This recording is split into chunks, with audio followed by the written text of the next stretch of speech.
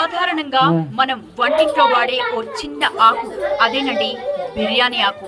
ఇది ఇంత పెద్ద ఆర్థిక విప్లవాన్ని తీసుకొస్తుందని ఎప్పుడైనా అనుకున్నారా? కలలో కూడా ఊహించి ఉండరు. కానీ పశ్చిమ బెంగాల్లోని కొన్ని గ్రామాల ప్రజలు అదే అద్భుతాన్ని చేసి చూపించారు.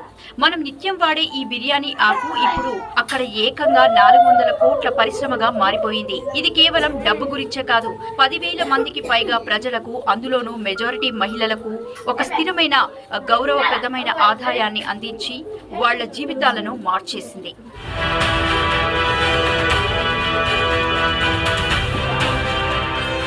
రెండు దశాబ్దాల క్రితం పశ్చిమ బెంగాల్లో బిర్యానీ ఆకు సాగు అనేది అసలు లేదు. రైతులు సంప్రదాయ పంటలైన వరి, గోధుమ, ఆవాలు వంటి వాటిపైనే ఆధారపడి తరచుగా నష్టాలు చవిచూసేవారు. కానీ కొందరు దూరదృష్టి ఉన్న రైతుల